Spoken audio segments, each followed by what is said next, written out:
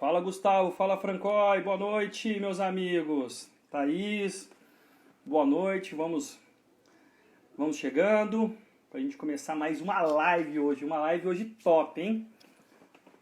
Vamos aguardar o nosso convidado daqui a pouco, o professor Dr. Marcos Eberlin, que trará as bases do design inteligente, né? Tenho certeza que será maravilhoso.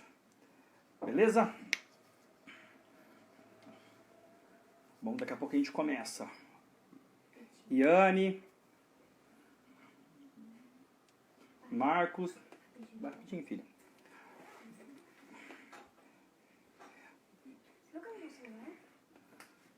Vamos lá, pessoal.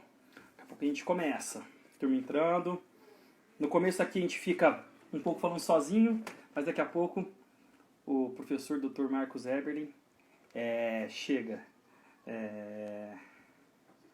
Deixa eu falar aqui para a Dani.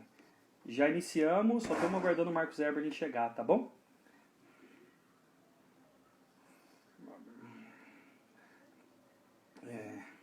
É a página do Central Jovem, tá, Dani? Beleza? Tem lá o link ao vivo, lá no Stories. Turma chegando. Vamos lá. Pessoal, é muito bom, né? A gente ter mais uma live aí com um cara que é referência. Com um cara que... Vocês até me ajudam, não sei se o professor Marcos Eberlin vai pedir aqui para que ele entre, né? Aonde será que eu convido outra pessoa, hein? Quando você quiser transmissão ao vivo com outra pessoa, maravilha, já vi aqui, ó. Na hora que ele entrar, eu já inicio, né? Deixa eu ver aqui. É nos ícones lá em cima, viu, Dani? Onde tem o rostinho de cada um, tá? O Everton, seja bem-vindo.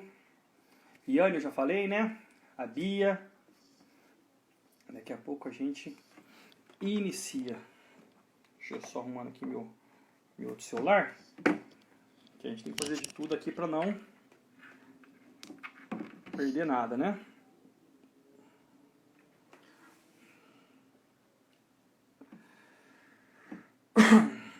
Vamos lá. Ô Iane, daqui a pouco a gente começa. Pessoal, me ajuda aí, só um oi. Iane, obrigado, hoje é meu aniversário. Meu presente hoje é um presente especial. Pelo notebook não consegue ver, né? Só me fala se sim ou não, Iane, live.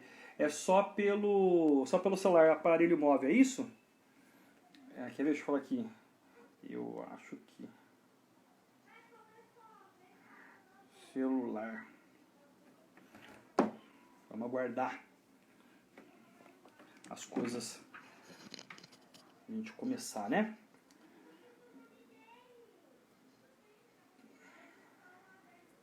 Deixa eu verificar aqui. Vou acompanhando aqui no meu aqui. O Weber entrou.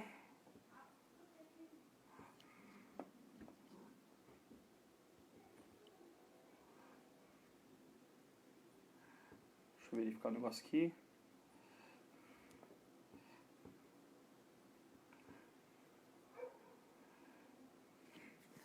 Daqui a pouco a gente começa.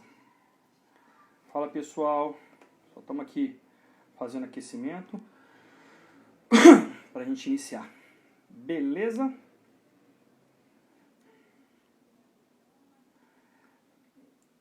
Deixa eu falar aqui com a... Aí, o Dr. Marcos Eberlin acabou de chegar.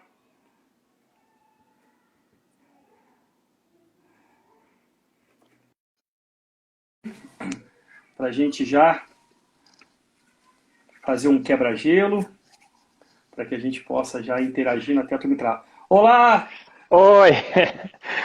Prazer falar com você. Uma dúvida, Marcos Eberlin, chamo de doutor, de professor ou de ponte pretano? Ponte Pretano, bem mais fácil. Isso, com certeza. Tô brincando. Doutor, eu sou de Uberlândia, né? A gente está aqui na Igreja Batista Central. Prazer ter você aqui com a gente. Mas eu sou natural de Ribeirão Preto. Eu sou natural de Ribeirão Preto. Pertinho aqui, né? Pertinho. Torço pro meu Botafogo de Ribeirão. Já assisti vários jogos, né? vários jogos, Botafogo e Ponte Preta. Bom demais. Tem um famoso, né, que a Ponte ia para o final do Campeonato Paulista, né, e o Botafogo virou em cima da Ponte, assim, não foi? 2001, a Ponte tinha um timaço, Washington, Coração de Valente, Mineiro. Isso mesmo. E aí o Botafogo aprontou em cima da Ponte, né? A Ponte Preta é assim mesmo. Ela chega no vai, perde. É um prazer falar com você. Tenho bastante amigos de Campinas, né? Você mora hoje em Campinas, né? Tô aqui em Campinas. Agora faz 2 anos que eu tô na Universidade Presbiteriana Mackenzie. Praticamente me mudei para São Paulo, tenho um apartamento lá. Mas essa pandemia, como o Mackenzie fechou, né? Ela tá online. Vim para Campinas, que aqui é um pouco mais... A casa é ampla, tem mais arejada e tudo mais, né? Não é um apartamento, então estou em Campinas agora. Que legal, que legal. E o senhor continua dando aula na Unicamp ou só está hoje exclusivamente na Mackenzie, no Discovery Mackenzie? Oi, esqueci seu nome, rapaz, me desculpe. Harley Davidson. Só lembrar da moto, né? Só não tem o Davidson. Harley. O Harley, eu por 40 anos estive na Unicamp, né? Tive 25 anos coordenando o laboratório lá e tudo mais. Agora eu estou um pouquinho na Unicamp e só 99,9% no Mackenzie. Muito bom, muito bom. Então tenho uns alunos ainda na Unicamp, tem um laboratório, sou pesquisador da Unicamp, né? Eu renovei até agora o meu período, até o final do ano pelo menos estou lá. Mas meu coração é mackenzista agora, né? Com certeza. Muito bom. Inclusive o laboratório de espectro de massa fica na Unicamp, certo? Ficava. Agora o meu laboratório se transferiu para a Universidade Presbiteriana Mackenzie. Chamava Thomson na Unicamp, lá no Mackenzie chama MacMass, o Laboratório Mackenzie de Espectrometria de Massas. Já tem 3 equipamentos, um ressonância, um infravermelho. O laboratório aqui já era de ponta, agora é de ponta afiada ali no Mackenzie, né? E a gente acabou de ganhar o projeto da CAPES e tudo, né, Harley? Então tá indo aí muito bem, a gente tá pegando alunos de doutorado, pós-doutorado, criando toda uma infraestrutura de pesquisa em espectrometria de massas agora na melhor do Brasil, a Universidade Presbiteriana Mackenzie. Que ótimo, ótimo, bom saber. Marcos Heber, eu já assisti várias palestras no Vejam Só. Nossa, já assisti uma das primeiras que eu já tinha assistido outras, né? Mas uma das que eu mais gostei de assistir é um bate-papo que o senhor teve no Morning Show com um professor de biologia, né? Eu lembro que num bate-papo no Vejam Só, o senhor mencionou que o senhor frequenta a Igreja Batista, mas o senhor estava visitando também a Presbiteriana em São Paulo. Conta um pouquinho essa história só pra gente, antes de a gente começar as bases do design inteligente. Eu sou batista de nascimento, né? Minha família, desde o meu bisavô na Rússia, eles eram batistas, né? E minha avó batista aqui em Sumaré, foi uma das fundadoras da primeira igreja batista de Sumaré. Meu pai fundou a primeira igreja batista de Campinas, praticamente, né? Ela já existia, mas chegou bem no início. E sou batista de coração, né? Mas em São Paulo eu encontrei uma igreja ali extremamente acolhedora, né? O pastor Arival, na Presbiteriana de Pinheiros. E em São Paulo eu vou na Presbiteriana de Pinheiros, em Campinas eu venho aqui na Batista, que é a primeira Batista de Campinas, né? Aí outro dia eu cheguei pro pastor Arival e falei assim, pastor, eu quero me transferir para cá, mas o senhor tem que deixar eu continuar membro lá da primeira de Campinas, né? Aí ele falou assim, tá bom, Marcos, eu vou pensar nesse caso. Aí no domingo seguinte ele chegou para mim e falou assim, não vai dar não, Marcos, eu andei pensando, eu nunca vi um cristão flex. Você vai ter que decidir entre álcool ou gasolina. Eu falei, tá bom. O importante é que é de Cristo, né? Ou não é? Não, essa sim, né? Eu não vou falar que tanto faz se a gente é ou não é predestinado, porque o presbiteriano vai ver, o calvinista me pega, né? Eu sei, né? Exatamente. Mas somos de Cristo, né? Temos a mesma fé e ordem, com certeza. É um prazer, viu? Eu falo, quem estava conversando com você era a Gabriela Couto, né? Uma das alunas de filosofia aqui da UFO. Eu sou formado em publicidade e propaganda, doutor Herbert, e Sim. trabalho na indústria farmacêutica. Essa semana eu pensei muito no senhor. Opa! Hoje, nós lançamos um antiparasitário. Então, poxa, é o Uau! Mint. Eu fiquei lembrando, poxa, o que nós poderíamos conversar, né? Falamos sobre parasitose. Eu falei, poxa, isso aí é algo que eu já vi algumas palestras do senhor aí falando sobre um pouco sobre essa situação. Mas eu queria que o senhor abordasse para nós um pouco, uma introdução. Quais são as bases do design inteligente, segundo a sua visão? Harley, as bases do design inteligente são as mais recentes achados e descobertas científicas. Essa é a base do design inteligente. O design inteligente é uma ciência que se baseia nas mais recentes descobertas, na física, na química, na biologia. Foi quando nós investigamos, né, como que a vida funciona e que a gente descobriu que funciona através de um software, o código genético. Foi quando a gente percebeu que essas letrinhas, né, alinhadas, 4 letras alinhadas 3 a 3, codificam toda a vida no código mais espetacular, eficiente e econômico conhecido nesse planeta.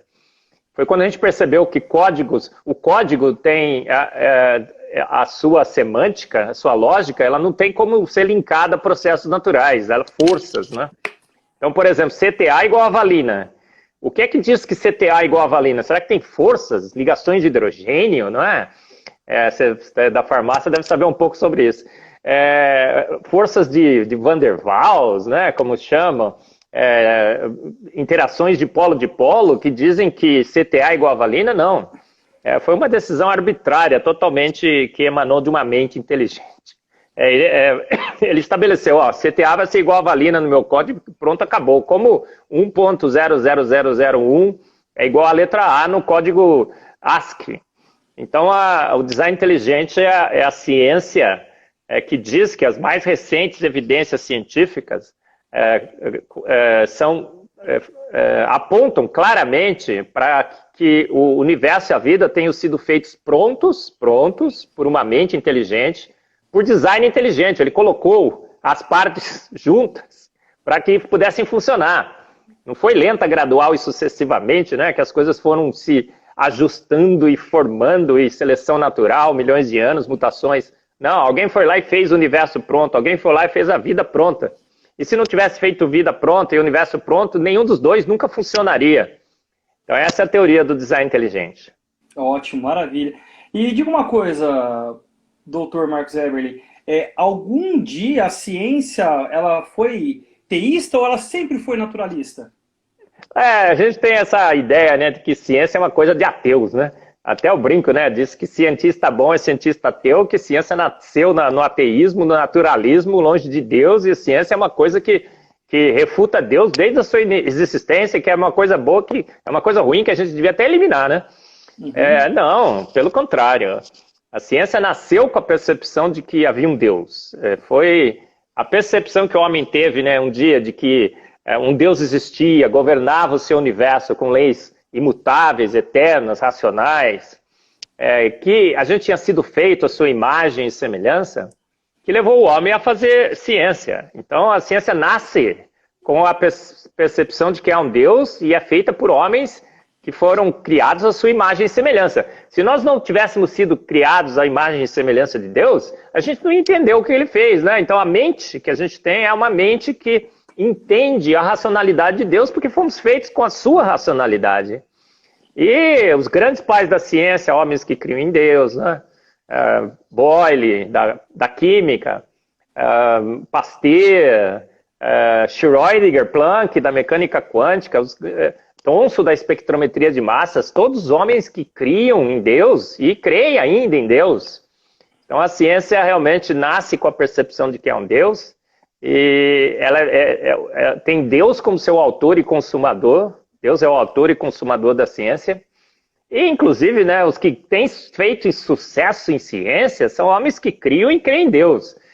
Tem as estatísticas que mostram isso, né? Não é o Marcos que está falando.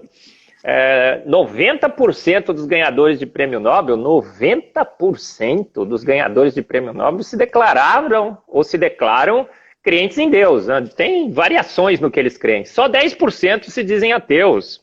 Então é incrível, né? A ciência tem tem tido grande sucesso com homens que creem em Deus. Então é um empreendimento divino. Ele está aí para minimizar a farmácia, né, com suas drogas farmacêuticas, apesar de vez em quando a gente fica meio duvidando, né, que essas farmacêuticas aí, o que elas estão fazendo, né, querendo vender Remdesivir, né, enquanto que a hidroxicloroquina, ivermectina, né, que custa R$1 a cápsula, fazem o mesmo efeito, muito melhor, não deixa você ir para a UTI, né. Mas tudo bem. Tem muitas drogas farmacêuticas, porque eles têm esses problemas porque é um empreendimento de homens, né? Homens sim, imperfeitos, sim. Homens falhos, que têm interesses, têm interesses econômicos, político-partidários e tudo mais, mas é um grande empreendimento, um empreendimento divino. Então, essa é a boa ciência, a ciência que o design inteligente se baseia e mostra, né, que fomos feitos prontos por essa mente inteligente. Excelente. Uma das palestras que eu vi, que o senhor fala que tudo é química, né? Quando uma pessoa gosta de alguém, tem que rolar aquela química, né? Sim. Isso. Mas, com certeza, Harley. Eu acho que, eu já vi muito o senhor falar que o calcanhar de Aquiles do evolucionismo é a química, né? O sujeito que conhece química não tem como não acreditar no design inteligente.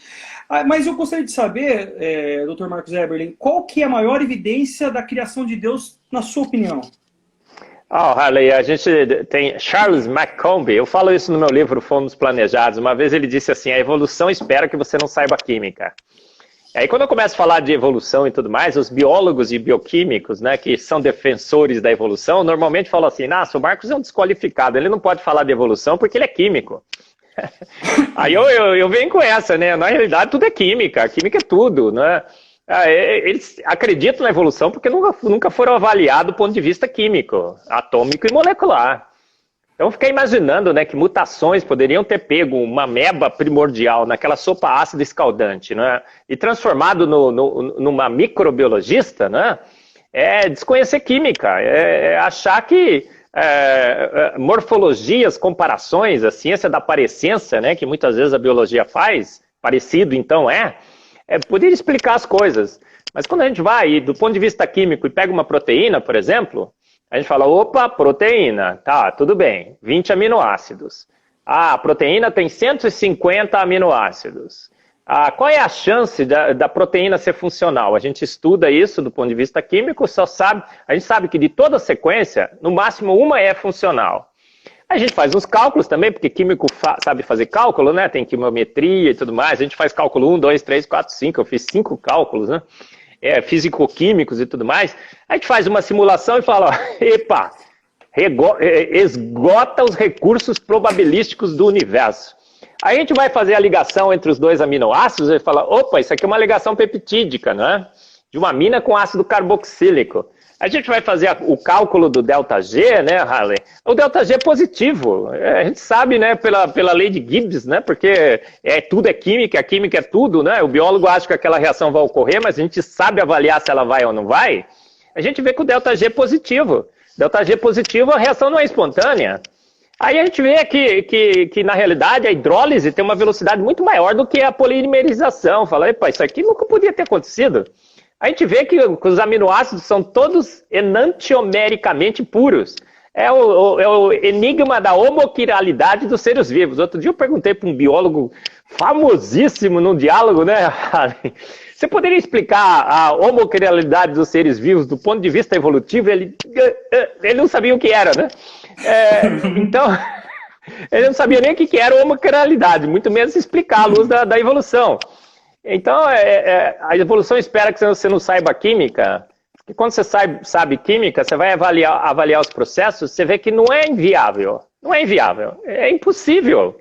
Aí eu brinco, né, naquela sopa ácida escaldante venenosa, que dizem que um dia surgiu a primeira ameba, o único produto que poderia ser formado lá, né, é que os químicos chamam nos seus laboratórios, né, quando as reações não dão certo. Fiz um porcariato de qualquer coisila. Conhece esse? Já ouvi falar. Porcariato de qualquer coisila, né? É a única coisa que poderia ter surgido, né, por evolução nesse planeta. Não tem. Do ponto de vista químico, né, a evolução se desfaz numa miragem, porque contra leis não há argumentos. E o químico coloca as leis para avaliar os processos da evolução biológica.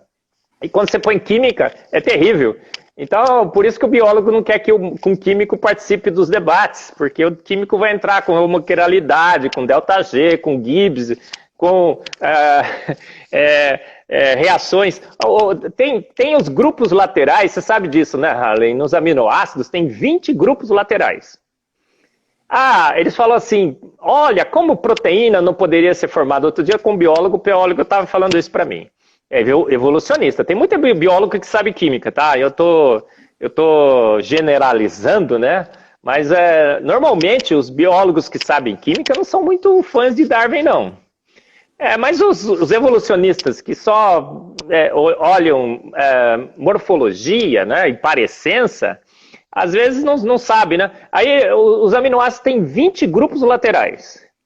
Aí eles falam assim, olha, o nylon se forma facilmente, é uma reação de uma amina com ácido carboxílico, né? Com os dois grupos nos dois lados.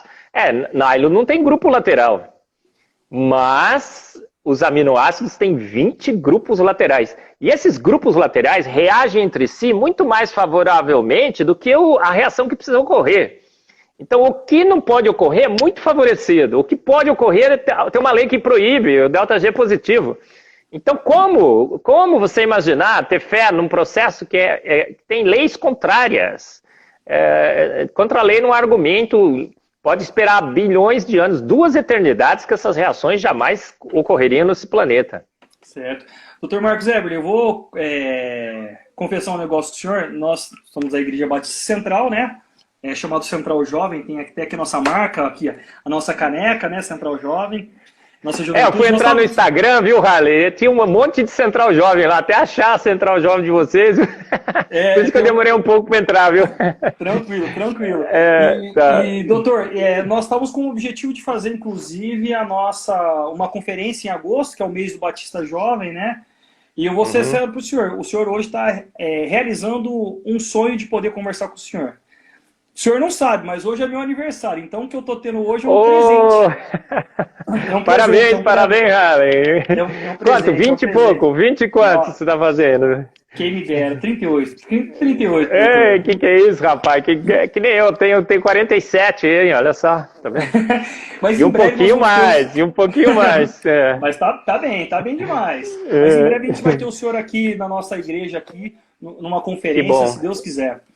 Eu peguei algumas perguntas, eu sei que vai ter várias perguntas aqui na nossa live, mas eu peguei algumas perguntas de alguns amigos, mandei na nossa juventude que eles fizessem alguma pergunta. Inclusive, a primeira pergunta que eu gostaria de fazer para o senhor, já, né, dos nossos colegas, é de um biólogo, um professor de biologia. Ele pergunta o seguinte, Dr. Marcos Eberle, uma vez que é do Weber, inclusive, é um professor de biologia, uma vez que a máquina da vida demonstra claramente ter sido projetada por ter sido projetada, por que não admitir a teoria do design inteligente como uma hipótese provável e submetê-la ao rigoroso teste científico? Aí ele faz algumas lembranças aqui, né? Lembrando que a proposta científica são estabelecidas por 5 elementos, né? O cientista, né? O raciocínio, a evidência, a teoria e a probabilidade. Por que, na visão do senhor, isso ocorre? Olha, quem perguntou qual é o nome mesmo do biólogo? Ele chama Eber. Eber, fantástico, né? Eu não estou generalizando os biólogos, né, que não conhecem ciência e não conhecem química, né? Tem muitos que conhecem sim, né? E eu acho que o Eber parece que entende muito bem, né, dos conceitos e das qualificações que uma teoria tem para ser... pelo menos colocada no debate científico. Então, o design inteligente é exatamente como o Weber descreveu, né? É experimentação, é observação, é probabilidade. É uma teoria extremamente científica, é mais ciência do que a ciência do darwinismo, porque é baseada em evidências, né? O darwinismo foi construído sobre observações da natureza, né? Darwin não tem sequer um experimento no seu livro. Agora, por que não? Por que não? Porque há 150 anos atrás, Darwin, ao escrever um livro, deu racionalidade ao ateísmo, ao naturalismo. E o positivismo, né, e o iluminismo estavam em moda, e a ciência comprou essa teoria e passou a anunciar para todos os cantos e todos os lugares que era essa a teoria definitiva sobre as nossas origens, que a gente ia explicar tudo à luz da evolução. Na realidade, já tinha explicado. O Hélio Schwartzman escreveu um artigo na Folha dizendo que a evolução é mais lei do que a lei da gravidade. Então a gente já diz, a gente anunciou para todo mundo que a gente descobriu que a gente tinha milhares e milhares de evidências a favor da evolução e que a hipótese de Deus, a hipótese do design inteligente, de que uma mente inteligente pudesse ter feito o universo e a vida, já estavam descartados definitivamente da ciência. Agora, de repente, chegam uns hereges, os malucos beleza do design inteligente, dizendo que não, gente. As evidências são todas contrárias a favor de uma mente inteligente. E cientista, né, Harley, cientista não gosta de ser contrariado, ele não gosta de admitir que errou, né, errou feio, e o que eles estão fazendo é tentando disfarçar, dizendo, não existe não, eu não quero admitir que errei, eu estou empurrando com a barriga, varrendo para debaixo do tapete, mas não tem mais como esconder, né, o design inteligente cresce no mundo todo.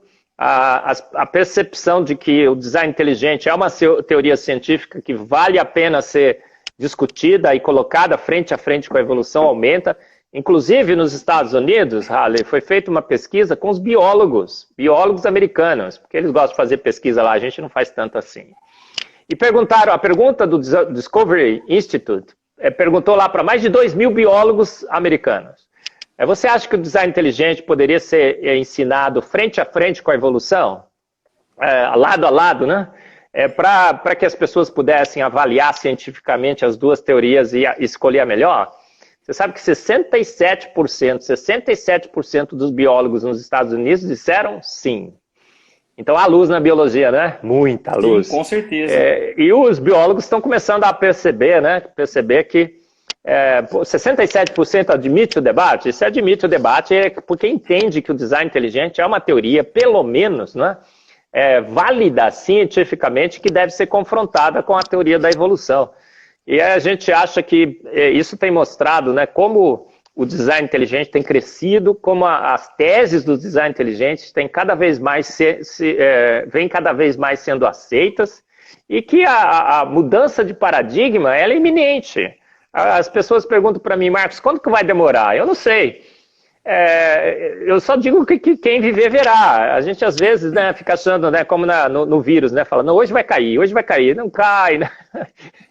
Hoje vai tá um negócio, né? Vai chegar o se pico, prevê. né? Vai chegar o pico, né? O pico já passou, né? O pico de mortes foi no dia 9 de maio, né? Então o pico de casos foi em abril. Eu pus no meu Face, estou certíssimo. Eu vou colocar lá, porque os dados mostram isso. Mas, a gente está falando de Covid. A gente está falando de outra coisa. Por exemplo, a queda do Muro de Berlim. Ninguém poderia prever que ela ocorreria naquele dia específico, né? Todo mundo achava que, isso vai demorar séculos ainda para cair. De repente, bum, caiu. Por quê? O consciente coletivo já estava sendo construído há muito tempo, de que aquele muro deveria cair. Eu acho que é a mesma coisa que está acontecendo com o design inteligente. O consciente coletivo está sendo construído. 67% dos professores de biologia nos Estados Unidos já aceitam o debate com o design inteligente. Então, acho que está pronto para o muro cair. Quando que o muro vai cair, eu não sei, mas que vai cair, vai. E, inclusive, naquele debate que o senhor teve com o biólogo no Morning Show, a Paulinha, se não me engano, uma das apresentadoras, ela falou o seguinte, eu acho que ela chamou até o senhor de professor. Professor, então quer dizer que tudo que eu aprendi em breve vai por água abaixo, ela falou, né? Isso é normal em ciência, né, Paulinha e Harley? É assim mesmo, né? A gente aprendeu que não podia comer ovo, que ovo dava colesterol, que ovo era um problema seríssimo. Hoje a gente descobriu que isso foi um grande engano. Coma ovo à vontade. Ovo é o melhor alimento do mundo, não é? A gente aprendeu que o homem estava aquecendo o planeta, que a gente estava fazendo aquecimento global. Hoje a gente sabe que o planeta está aquecendo mesmo, mas a contribuição do homem parece que é insignificante. Um vulcão ganha da gente facinho, parece que é o sol, entendeu? Então a ciência é um zigue-zaguear à procura da verdade, E a gente sabe na ciência que o que é verdade hoje pode ser uma grande mentira amanhã. A geração espontânea foi por 200 anos o grande paradigma das nossas origens. 200 anos os cientistas falavam para o aluno fazer o experimento em casa. Eu fico pensando na época, né, ensinando biologia para os meus alunos, e falava, alunos, a vida surgiu surge por geração espontânea. Chega em casa, coloca uns trapinhos, um resto de comida no canto, fica vendo se não vai aparecer rato. Aparecia. Eles achavam, né, que os insetos surgiam nos pântanos. E isso era uma grande teoria científica. Só que a ciência foi se aprimorando e percebeu que isso era um engano. É assim que a ciência avança, por tentativa e erro. E às vezes a gente erra muito feio. Tem coisas que a gente ri hoje já foram grandes verdades científicas. E a mesma coisa ocorrerá com a evolução. Felizmente ou infelizmente, a gente ficou por 150 anos tentando provar que chimpa era nosso humano, que urso nadando de boca aberta tinha virado baleia, né? E que dinossauro com vontade de voar, de tanta vontade de voar, virou canário. Mas o que a gente pode fazer? E tem o São Tempo, né? Tudo eles têm desculpa pro tempo, né? Pode falar. Fala aí. Não. Você tem as perguntas. Não, o George Wald disse o seguinte. O George Wald disse o seguinte, Harley. Mesmo que seja impossível, o tempo ele torna o possível inviável. Na realidade, inevitável. Então, esse é o grande axioma, né, da evolução. É muito pouco provável, é quase que impossível, gente. Mas milhões e milhões e milhões de anos, qualquer coisa pode acontecer. Aí eu pus no meu livro, né, o Fomos Planejados, uma analogia que desmonta essa falácia dos milhões e milhões de anos, que o São Tempo faria todos os milagres possíveis, né? Ótimo. Tem cara que é tão feio que por milhões e milhões de anos nunca ele vai arrumar uma noiva, né? Tô brincando, tô brincando. Vai aparecer, o cara fala assim, vai aparecer uma noiva, não vai? Não, eu tô brincando. A analogia que eu faço... Eu discordo do senhor, que o senhor falou da pessoa feia, baseado no que o senhor falou no Morning Show. A ideia do pavão. Que as pavões cantam, com os pavões têm as melhores cantadas, né? Então uma pessoa feia, com certeza. Pode ser, né? Pode ser. Não, mas pulando, você chega na Lua? Você chegaria na Lua? Pulando? Com certeza não. Com certeza não. Mas em milhões, se você pular por milhões e milhões de anos, você vai um dia chegar na Lua? Não, o tempo não faz milagres. O tempo não faz milagres. Ele não torna o inviável inevitável. Se há uma lei que proíbe, não tem contra a lei, não tem milhões de anos. O São Tempo da evolução que faz os milagres, né? Às vezes ele fica sem tempo, porque não tem tempo, e às vezes ele não tem poder para fazer muita coisa. Coisas impossíveis, inviáveis, coisas que esgotam o recurso probabilístico do universo, como montar uma proteína com 150 aminoácidos, uma única proteína com 150 aminoácidos funcional jamais se formaria por acaso nesse planeta. Uma única. Então esse tempo aí não é milagroso não, ele é extremamente limitado. Ele degrada na realidade, é o grande inimigo da vida, né? Inclusive é um inimigo nosso também, já foi quase meia hora de bate-papo. E eu tenho muita pergunta ainda, tá vendo? Tem um relógio ali no fundo, tá vendo, Harley? Quando você pode seguir os tempos por ali, ó. É verdade. Até voltando um pouco, tem uma pergunta que tem relação com o que o senhor falou há pouco tempo sobre os professores de biologia nos Estados Unidos, a questão de colocar as duas ideias, a evolução, né, e o design inteligente. Inclusive é uma pergunta de uma professora da nossa igreja, a Mi. Ela pergunta o seguinte, se eu provo que o TDI, né, que Teoria do Design Inteligente é ciência, logo posso ensinar nas escolas, né? Como conseguir a abertura para esse ensino, visto que prevalece a visão laica? Eu pergunto isso também, inclusive, professor e doutor, né? Se eu falar aqui sua referência aqui, a gente vai perder mais meia hora, né? Mas o que eu quero dizer é o seguinte, inclusive a gente vê isso até acontecendo nas escolas batistas, nas escolas, inclusive, que tem um cunho cristão. Como que a gente consegue, qual é o desafio e como é possível trazer essas duas ideias para confrontar? Primeiro, né, a professora que fez a pergunta, como é que ela chama mesmo? A Mi. A Mi. prevalece a visão laica? Gente, tudo que a universidade e as escolas não são hoje serem laicas. Absolutamente não, né? A universidade, o ensino é ateu naturalista. Ele não é laico. Laico é você ser imparcial, você dar ouvido aos dois lados, né? O laico é neutro, né? Ele não tem um posicionamento. E tudo que as universidades e o ensino que a gente tem hoje nas nossas escolas não pode ser classificado de laico. Então eu falo isso no meu livro Fomos Planejados, né? Se você entra na internet, tem alguns tratados do que é ser laico. E aí você lê aquilo lá e fala assim, não, a universidade não é laica, ela é darwinista, marxista, naturalista, né? Normalmente, a maioria das nossas universidades são darwinistas, marxistas e naturalistas. Elas têm claramente uma cosmovisão e uma posição definida. E ninguém que possa ser contrário a Marx, Darwin, Freud e o naturalismo vai num departamento em ciências sociais e tenta falar mal de Marx, tenta falar mal de Darwin, tenta na biologia, não falar mal, né? Tenta refutar as suas ideias com a teoria do design inteligente. Então esqueça essa história de laicidade, tudo que não é laico.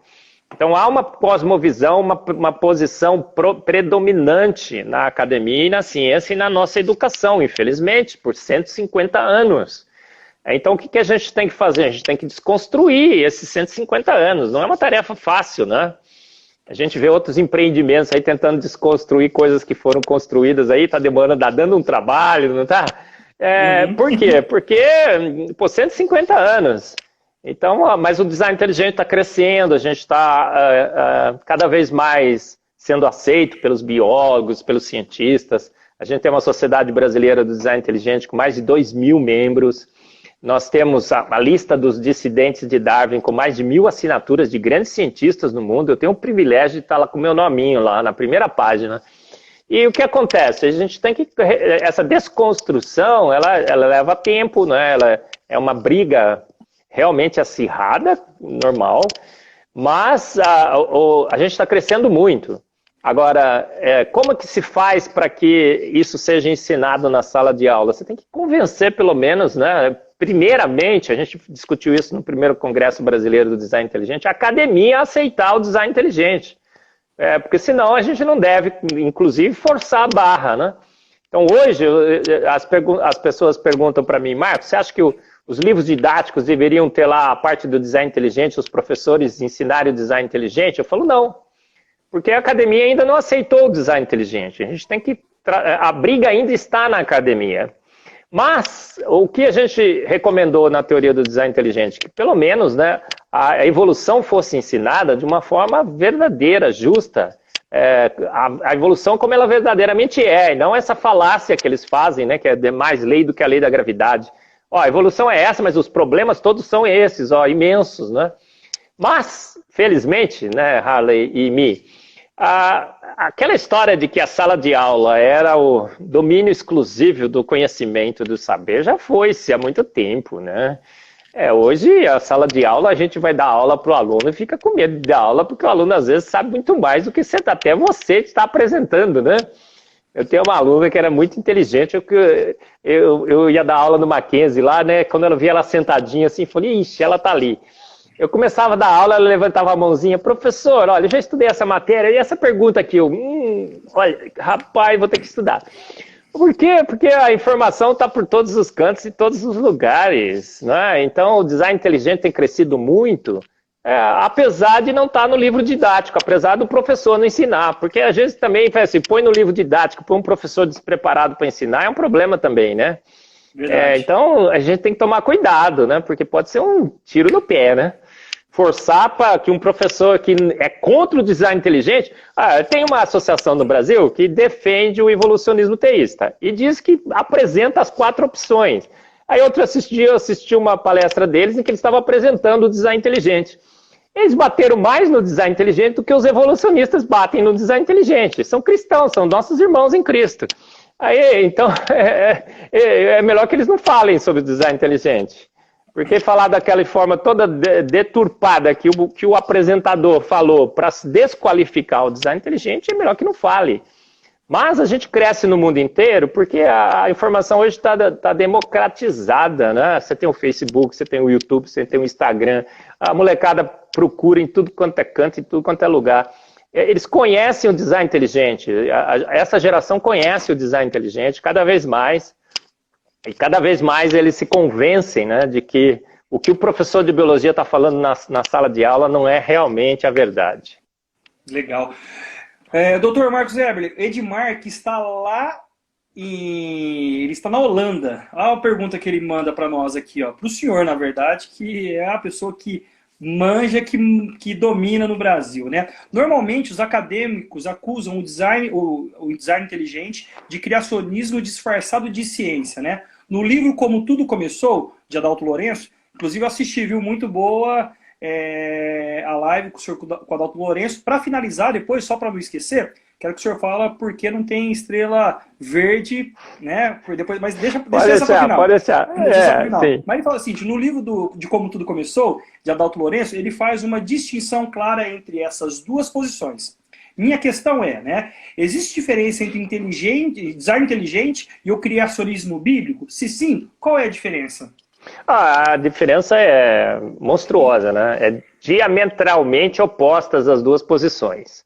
Eu falo isso no Fomos Planejados, tem um capítulo inteiro que eu explico isso, mas vou tentar ser o mais didático possível. O criacionista bíblico está aqui, nesse ponto, ele tem a revelação da palavra, a Bíblia. Ele lê lá toda a história, né? Desde o início até o final. Como Deus criou o universo, quem criou, por que ele criou, né? Toda a história do homem nesse planeta. Ele sabe aonde ele está, para onde ele vai, que Cristo voltará e tudo mais, né? Então, ele já tem uma visão muito bem montada e arquitetada sobre o universo e a vida. Mas a Bíblia fala, estáis sempre prontos para dar a razão da vossa esperança, a fé é o firme fundamento, então ele vai na ciência para alicerçar racionalmente a sua fé, e encontra vários argumentos, como Adalto Lourenço faz, né? Ele é criacionista bíblico. Agora, o design inteligente vem desse outro canto aqui, Design inteligente não é um empreendimento de homens cristãos, que usam a Bíblia para fazer ciência. Absolutamente não. Lá nós temos pessoas das mais diferentes posições filosóficas e teológicas. A maioria de cristão mas não é porque ele é cristão que ele vai entrar no design inteligente, é porque ele é cientista. E ali a gente faz assim, eu começo com a Declaração Universal do Cientista, só sei que nada sei. Aqui eu sei tudo, eu estou procurando evidências para o que eu sei, aqui eu não sei nada, nada, absolutamente nada. Certo. E eu vou, e aqui eu tenho que ser o quê? Teologicamente? Nada. Não tem uma fichinha lá perguntando se é arminiano, você é calvinista, predestinação, livre-arbítrio, catastrofista, se você crê no dilúvio universal, local, nada. São cientistas que estão querendo seguir os dados e, à luz dos dados, estão querendo ver qual é a melhor evidência. Aí ele diz, olha, parece que foi uma mente inteligente que fez o universo, não foi aquela história que Darwin um dia contou, o Big Bang e tudo mais. Agora, quem é essa mente inteligente? Eu não sei, a ciência não tem informações. Então, fora do design inteligente, todo mundo que está aqui nesse grupo de cientistas pode colocar sua filosofia e sua teologia e defender sua posição lá fora. Aqui dentro, não. Então, eu coloco... eu sou criacionista, da pior espécie, inclusive. Terra jovem, universo jovem, catastrofista, né? Gênesis literal, 6 dias, 7 dias, né? Ion é dia de 24 horas, da pior espécie. Eu coloco a minha interpretação filosófica e teológica e anuncio para o mundo, é Deus, foi Deus, Ele sempre será. Aí o outro lá no design inteligente acha que é um Deus etéreo, né? Tem um professor que entra dentro de uma pirâmide lá, ele acha que ele... pronto, mas isso é o direito que nós temos como gente, né? De interpretar esse achado científico. Entendeu, né? Como a gente parte de posições totalmente opostas. E, eventualmente, chega na mesma conclusão, como Adalto e eu chegamos na mesma conclusão, é o Deus bíblico. Sim, não, interessante o que o senhor falou, até que tira essa ideia que design inteligente é religião, né? Mostra claramente Absolutamente. que é ciência pura. O Halley, um dos grandes defensores do design inteligente, é David Berlinski. Eu estive lá com ele na Suíça uma vez, ele fez um congresso magnífico na Suíça, né? É um local paradisíaco, assim, bacana. Ó, a primeira vez que eu acho que fui tratado assim, né, bem, né, com design inteligente. Normalmente a gente recebe ovos e tomates, mas tudo bem. E o David Berlinski, ele é o quê? Ele acho que nem agnóstico a gente pode dizer que ele é. Ele não se declara nada, ele é um bom vivant, ele vive a vida, sabe? E do ponto de vista teológico, ele não tem nenhum comprometimento teológico com nenhuma crença, nenhuma crença. Agora, ele é um grande cientista. E ele defende com unhas e dentes o design inteligente. Agora, pergunta para ele se ele acha que é o Deus bíblico, ele vai falar assim, eu não acho, eu não tenho posição filosófica e teológica em relação ao... Agora, tá vendo como que é o design inteligente? É um empreendimento de cientistas que dizem que foi uma mente inteligente. E fora do design inteligente, o David Berlinski não quer assumir compromisso com Deus nenhum. É uma posição que eu lamento, né? Eu até conversei com ele, tive umas conversas aí, sabe que todo bom cristão tenta ganhá-lo para Cristo, né? Até conversei com ele e tal, mas ele não deu muita bola. E agora, fora do design inteligente, então todos nós temos a liberdade, né, de colocar a nossa posição filosófica e teológica. A maioria, é formada de cristãos, e cristãos bíblicos. Por quê? Porque Deus ganha de goleada, né? As evidências de que há um Deus, né? Nós estamos atolados e afogados em evidências de que há um Deus. E quando você percebe que foi uma mente inteligente, né? Acho que as pessoas imediatamente reconhecem ali padrões e características do Deus bíblico, né? Esse exibido e esse exagerado aí, né? Com certeza. Doutor, o senhor sempre teve essa visão? Há quanto tempo que o senhor tem a visão do design inteligente? Há quanto tempo o senhor estuda o design inteligente? Ó, eu conto isso no meu livro também, um pouco da minha história, né, Halley? Quando eu estava na igreja, a gente não tinha treinamento nenhum, do ponto de vista científico, né? Há pastores que, infelizmente, acham que a fé é pela fé e pela fé. Não é, a nossa fé é racional, a gente tem um embate racional, a gente tem que preparar os nossos jovens e tal. Mas eu não tinha preparo nenhum, zero. Eu nunca vi uma palestra de ninguém, do Adalto e tudo mais. Eu conheci o Adalto depois. Então, na minha igreja, não tinha ninguém que ia lá falar sobre a racionalidade da nossa fé. Um erro. Eu acho que é muito bom o intelectual e tudo mais. Espiritual e emocional, filosófica, mas e a ciência? A gente tem que ter a fé é o firme fundamento. Estar sempre pronto para dar razão. Como é que a gente vai dar razão se a gente não conhece as evidências racionais da nossa fé? E aí, quando eu entrei na universidade, o professor falou, Marcos, evoluímos. É certo, líquido e verdadeiro. O Big Bang criou o universo. Aí eu fui por 40, deu uns 30 anos da minha carreira, um evolucionista teísta. Coisa que hoje eu abomino, né? Eu falo claramente em todas as minhas lives em todo o Brasil. Um compromisso espúrio, não é? Colocar Deus para guiar a evolução, você destrói Deus e destrói a evolução. Os característicos e atributos de Deus vão no Deus que guiou a evolução. E a evolução não pode ser guiada, né? Mas eu fui um evolucionista teísta. Por quê? Porque eu desconhecia a racionalidade da fé num designer. Eu achava que a evolução era fato e eu nunca fui questionar. Até que em 2008, né, surgiu eu conto no meu livro, surgiu uma reportagem, Darwin, o homem que matou Deus, na Super Interessante. E a Veja também fez uma reportagem dizendo assim, a ciência da evolução é mais lei do que a lei da gravidade, só ignorantes que acreditam em Deus. Eu falei, epa. Aí foi uma transformação da minha vida em 2008, eu comecei e falei, pô, eu tenho que estudar finalmente esse negócio. Aí eu descobri a teoria do design inteligente, o Enésio Almeida Filho, no seu blog Desafiando a Nomenclatura Científica. Falei, que teoria é essa? Aí eu comecei a estudar a teoria do design inteligente e falei, cara, olha quantas evidências contrárias à evolução e a favor de um designer inteligente que fez a vida e fez o universo e os fez prontos. Aí eu passei a ser um defensor do design inteligente e dia após dia, né, eu vejo que a gente estamos afogados, atolados em evidências que o universo foi feito pronto, a vida foi feita pronta, não foi lenta, gradual e sucessivamente, por um ser de extrema inteligência. Como que é que o senhor fala? É do nada? Como que é mesmo aquela frase? O pessoal acha, né, que há 13 bilhões de anos atrás, né, Harley, existiu o quê? Dizem que não existia matéria, não existia tempo, não existia espaço e não existia energia. Se não existia matéria, tempo, espaço e energia, existia o quê? Nada. Aí ele diz que esse nada pega o quê para fazer o universo? Nada, porque não tinha nada. O nada pega o nada e ele quer fazer o quê com esse nada? Nada, porque o nada não tem vontade de fazer nada, né?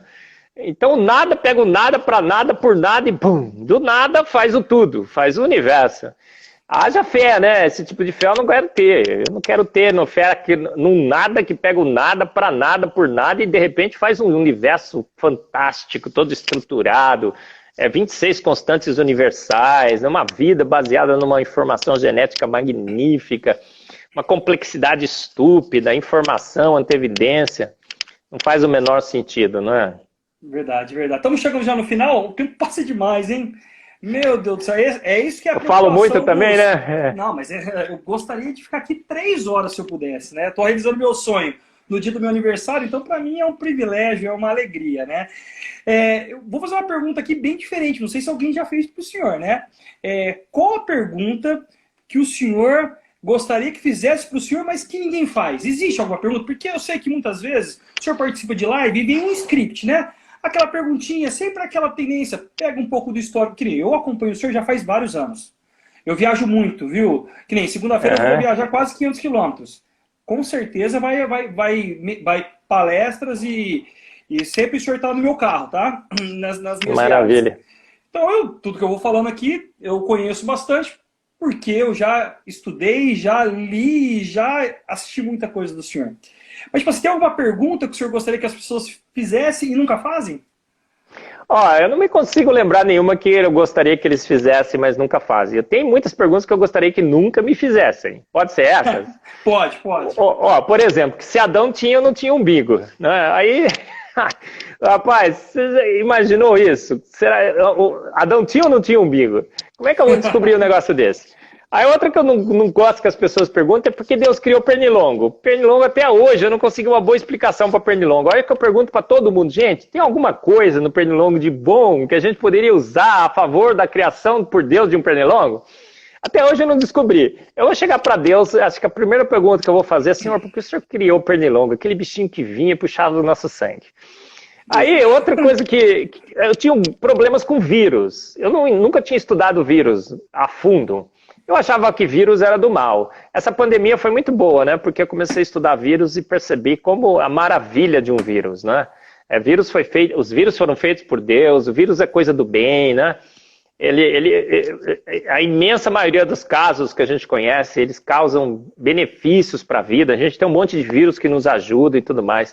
O problema é que essa mutação do mal, né? Que essa degeneração por mutações, às vezes causa um desastre aí, a gente começa a sofrer por causa disso, né? Então esse vírus que está nos atacando é uma degeneração da natureza, é uma aberração da natureza, não é evolução. Aí o pessoal fala assim, o coronavírus é evolução, evolution in action. Eu brinco, né? Se ele tivesse sido um elefante que se tivesse transformado em vírus, eu acreditaria na evolução do coronavírus. Mas ele sempre foi vírus de RNA, né? É a chave que está estragada, né? A chave que abria a fechadura do morcego mudou de forma por uma mutação e agora está abrindo acidentalmente uma fechadura errada, né?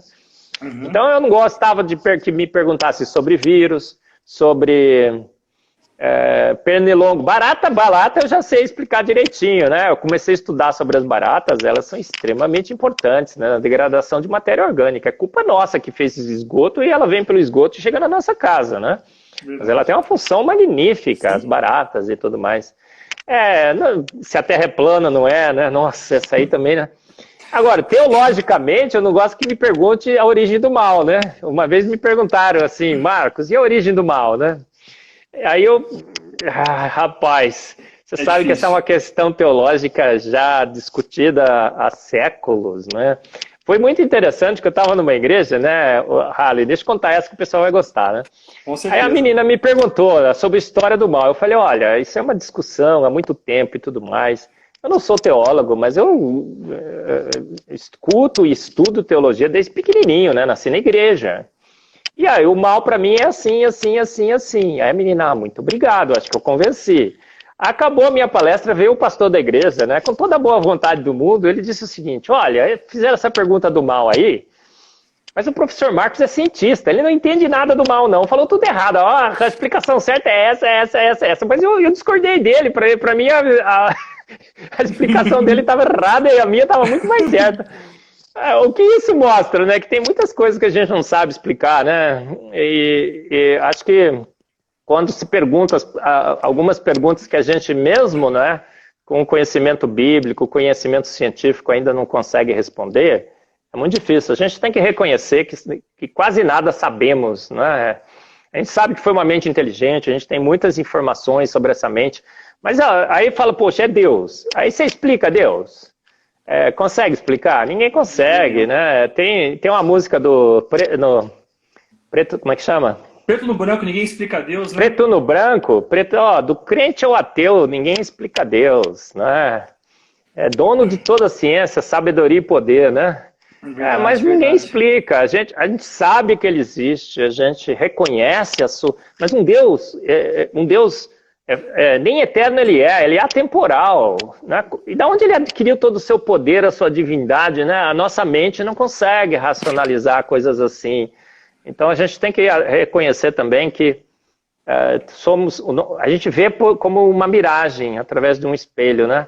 A gente tem ainda muito, muito a aprender quando estivermos com ele. Com certeza.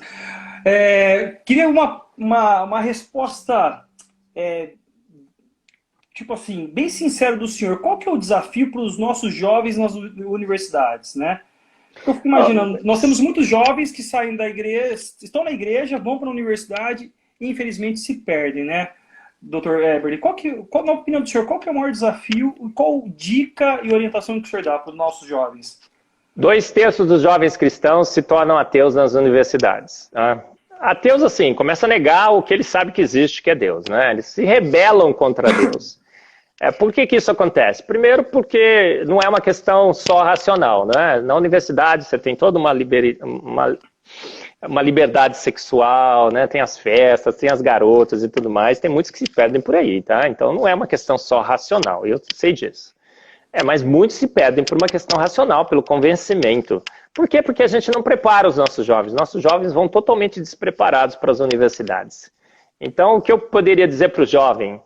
Estude, leia os livros, né? Tem o Fomos Planejados, Antevidência, Caixa Preta, tem os livros do Adalto, tem o livro do Everton, tem um monte de literatura hoje, gente.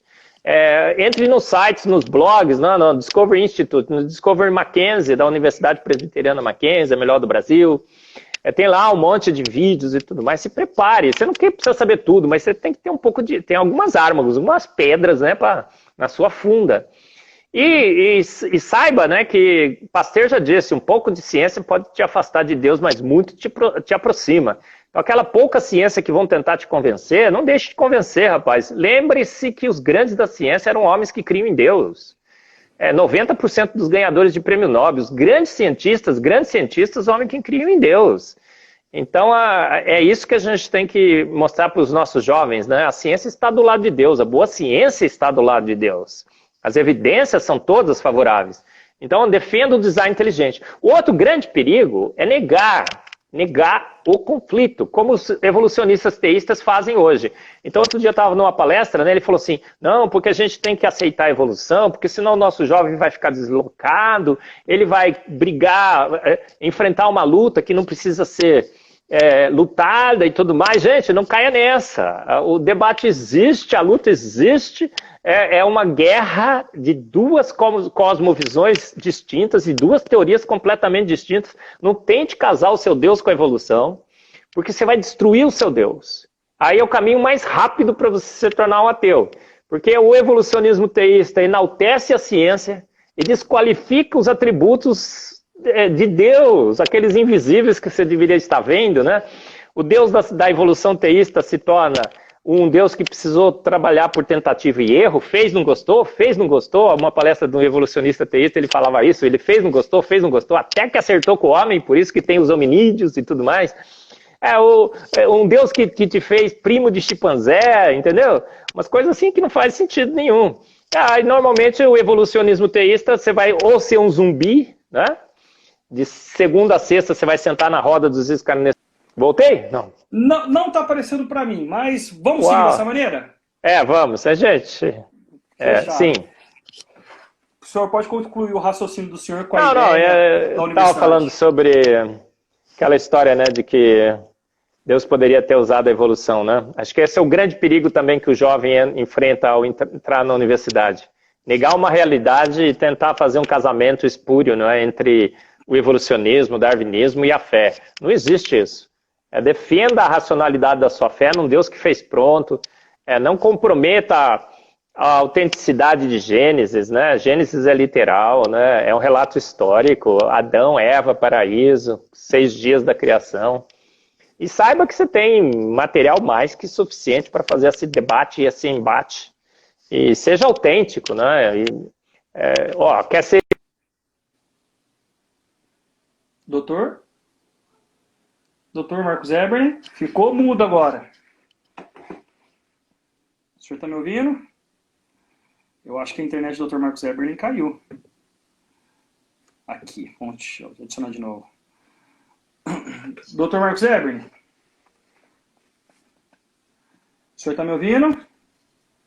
Dr. Marcos Eberle? Agora voltou. Agora voltou. Agora voltou inteiro. Agora voltou. Forças do mal, forças do mal. Tá vendo? Vai falar mal dos homens, é isso que dá. Tá vendo? Quem que dá? Quem...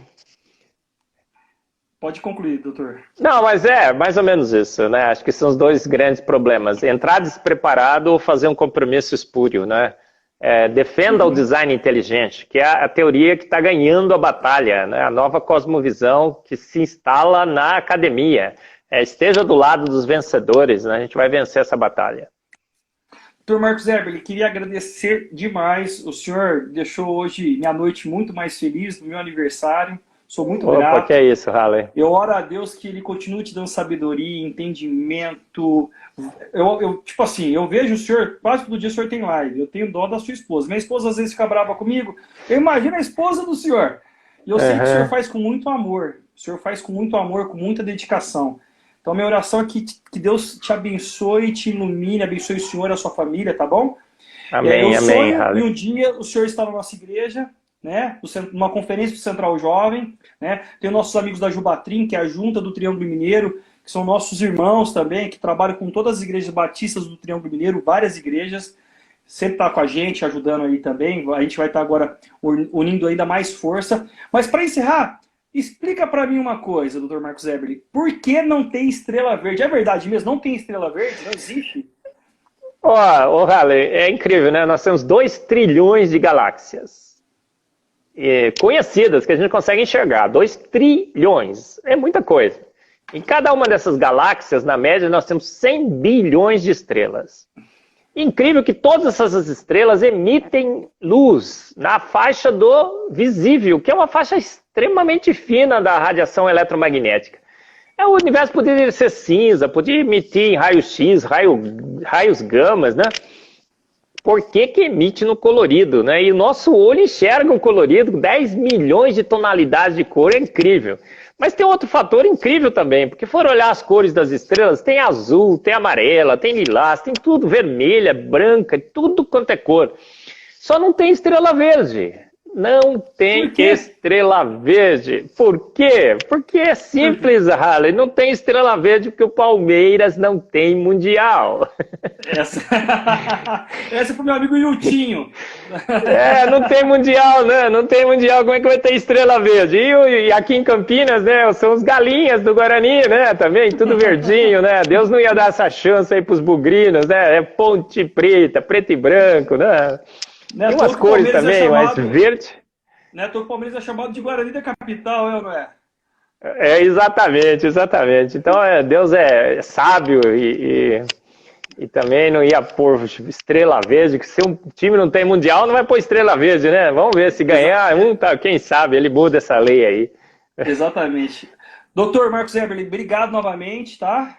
Se Deus quiser, a gente vai estar junto um dia próximo, poder dar um abraço, poder conversar. Vai ser um privilégio. Muito obrigado. O senhor gostaria de divulgar os seus livros, falar um pouco dos seus livros? Rapidinho, ó. O Antevidência, que a gente acabou de lançar, lançou nos Estados Unidos também, né? Um best-seller, vendeu, né? É referendado por 3 ganhadores de prêmio Nobel. O Fomos Planejados, a maior descoberta científica de todos os tempos. A 5ª edição está esgotada, está chegando a 6ª agora. Em 2 anos, assim, um grande best-seller da editora Mackenzie. E o grande clássico da teoria do design inteligente é a Caixa Preta de Darwin, do Michael Behe. Ele estava esgotado, né? E agora a gente traduziu, né, para o português, a tradução magnífica, né? Fui eu que fiz, né? Tem que ser. Brincadeira. Então, esses são 3 livros, tem vários outros, né, que você pode adquirir, os livros do Adalto, você tem os livros do Everton, do Mário, sobre o design inteligente. A gente no Discovery Mackenzie quer traduzir pelo menos uns 15, 20 livros, né? Porque o ouvir, né? A gente aprende pelo ouvir, conhecer, pelo ler, né? E a gente precisa conhecer as razões que levam a ciência hoje a admitir que fomos feitos prontos para uma mente inteligente. Então, adquiram desses livros, né? A editora Mackenzie, se você usar o hashtag design inteligente, você consegue lá. O Foresight em inglês, eu tenho algumas cópias aqui, se você quiser, eu pus no meu Face lá uma indicação de como você pode pedir, eu mando para você com praticamente o preço de custo, né? Ótimo, tem livro que não chega e volta, eu tenho que mandar de novo, né? Às vezes minha esposa fica brava que eu levo prejuízo. Eu divulgo. E Marcos Eberly, eu vou fazer aqui só mais, eu queria que o senhor comentasse uma coisa. O senhor fala que filho de peixe, peixe não é, né? E eu sei que o pai e a mãe têm um orgulho gigante de falar dos filhos. Eu já vi algumas coisas da sua menina, né? Sua filha, uma pesquisadora, uma cientista aí ganhando prêmio, né?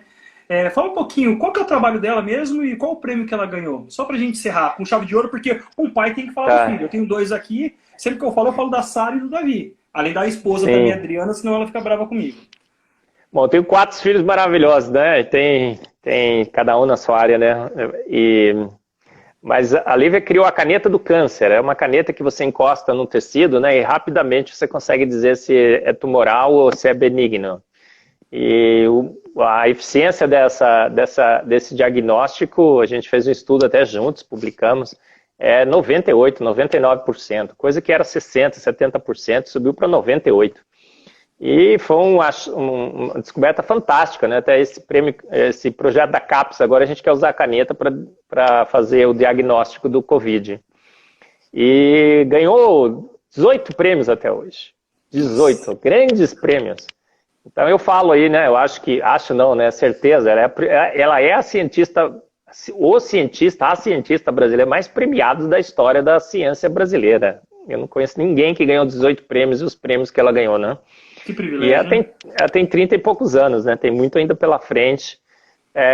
Aí, ó, Deus é fantástico. Isso não é natural. Não pode ser. É sobrenatural. A minha carreira também, né? Se eu contar tudo o que aconteceu comigo, né? Como eu cheguei a ser o cientista que eu sou hoje, né? Deus guiou todos os meus passos. Então, jovem, se você é cristão, saiba que a carreira científica, né? Você vai ter que se esforçar, sim, mas Deus cuida dos seus. 90% dos ganhadores do prêmio Nobel, né? Os judeus são 0,2% da população mundial. Eles têm 18% dos prêmios Nobel. Tem outras estimativas aí que falam quase que 20%. Em economia, eles ganharam 40% dos prêmios Nobel de economia. Não pode isso, não pode, né? Sobrenatural. Deus escolheu uma nação e honra seus filhos na ciência. Amém, verdade. Dr. Marcos Eberly, obrigado. Novamente, Deus foi um privilégio. Foi um prazer falar com o senhor. Obrigado por esse presente. Isso. Feliz aniversário aí pelos seus 27 aninhos, viu? Quem dera, quem dera. Se eu tenho 47, posso falar que você tem 27, né? Tá bom? Obrigado, Deus abençoe. Amém. Com a família. Um grande abraço. Pessoal, um grande abraço. Todos vocês. Até a próxima live. Um grande abraço. Valeu. Tchau.